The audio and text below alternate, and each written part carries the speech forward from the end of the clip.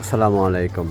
এটা হচ্ছে ঢাকা দক্ষিণ সিটির ৬৬ নাম্বার ওয়ার্ড। ঢাকা দক্ষিণ সিটির ৬৬ নাম্বার ওয়ার্ড ডগাইত। ঠিক আছে, এটা ৩.৫% প্লট। ৩.৫% plot,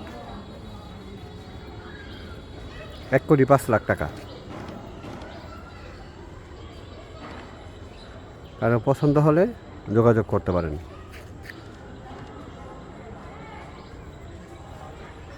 ৩.৫% plot.